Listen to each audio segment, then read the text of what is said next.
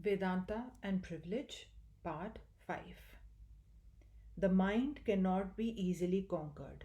Minds that rise into waves at the approach of every little thing, at the slightest provocation or danger, in what a state they must be. What to talk of greatness or spirituality when these changes come over the mind? This unstable condition of the mind must be changed. We must ask ourselves how far we can be acted upon by the external world and how far we can stand on our own feet in spite of all the forces outside us. When we have succeeded in preventing all the forces in the world from throwing us off our balance, then alone we have attained to freedom and not before. That is salvation. It is here and nowhere else. It is this moment. Out of this idea, out of this fountainhead, all beautiful streams of thought have flowed upon the world, generally misunderstood in their expression, apparently contradicting each other. We find hosts of brave and wonderfully spiritual souls in every nation taking to caves or forests for meditation, severing their connection with the external world. This is the one idea. And on the other hand, we find bright, illustrious beings coming into society trying to raise their fellow men, the poor, the miserable. Apparently, these two methods are contradictory. The man who lives in a cave apart from his fellow beings smiles contemptuously upon those who are working for the regeneration of their fellow men. How foolish, he says. What work is there? The world of Maya will always remain the world of Maya. It cannot be changed. If I ask one of our priests in India, do you believe in Vedanta? He says, that is my religion. I certainly do. That is my life. Very well. Do you admit the equality of all life, the sameness of everything? Certainly, I do. The next moment, when a low caste man approaches this priest, he jumps to one side of the street to avoid that man. Why do you jump? Because his very touch would have polluted me. But you were just saying we are all the same and you admit there is no difference in souls. He says, oh, that is in the theory only for householders. When I go into the forest, then I will look upon everyone as the same. You ask one of your great men in England of great birth and wealth if he believes as a Christian in the brotherhood of mankind, since all came from God. He answers in the affirmative, but in 5 minutes he shouts something uncomplimentary about the common herd. Thus, it has been a theory only for several thousand years and never came into practice. All understand it, declare it as the truth, but when you ask them to practice it, they say it will take millions of years. There was a certain king who had a huge number of courtiers, and each one of these courtiers declared that he was ready to sacrifice his life for his master, and that he was the most sincere being ever born. In the course of time, a sannyasi came to the king. The king said to him that there never was a king who had so many sincere courtiers as he had. The sannyasi smiled and said he did not believe that. The king said that the sannyasi could test it if he liked.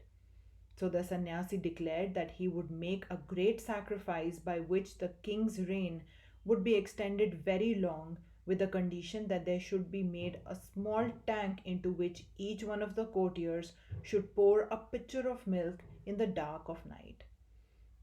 The king smiled and said, is this a test? And he asked his courtiers to come to him and told him what was to be done.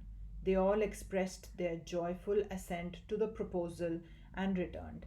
In the dead of night, they came and emptied their pitchers into the tank, but in the morning it was found full of water only. The courtiers were assembled and questioned about the matter.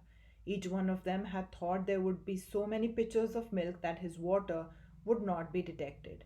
Unfortunately, most of us have the same idea and we do our share of work at it as did the courtiers in the story. There is so much idea of equality, says the priest, that my little privilege will not be detected. So say our rich men, so say the tyrants of every country. There is more hope for the tyrannized over than for the tyrants. It will take very long time for tyrants to arrive at freedom, but less time for the others. The cruelty of the fox is much more terrible than the cruelty of the lion. The lion strikes a blow and is quiet for some time afterwards, but the fox tries persistently to follow his prey, never misses an opportunity. Priestcraft is in its natural cruel and heartless. That is why religion goes down where priestcraft arises.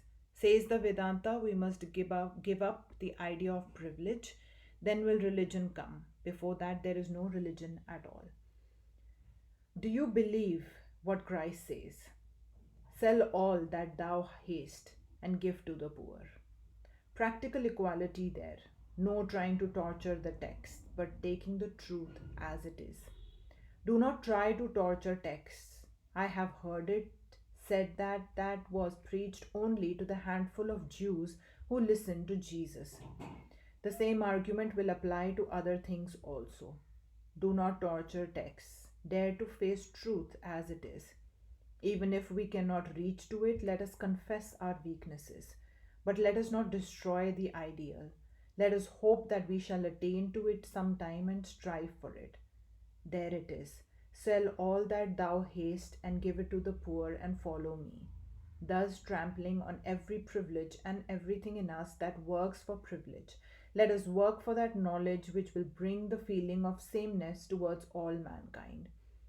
You think that because you talk a little more polished language, you are superior to the man in the street. Remember that when you are thinking this, you are not going towards freedom, but are forging a fresh chain of your feet. And above all, if the pride of spirituality enters into you, woe unto you. It is the most awful bondage that ever existed. Neither can wealth nor can any bondage of the human heart bind the soul so much as this. I am purer than others is the most awful idea that can enter into the human heart. In what sense are you pure? The God in you is the God in all. If you have not known this, you have known nothing. How can there be difference? It is all one. Every being is the temple of the Most High. If you can see that, good. If not, spirituality has yet to come to you.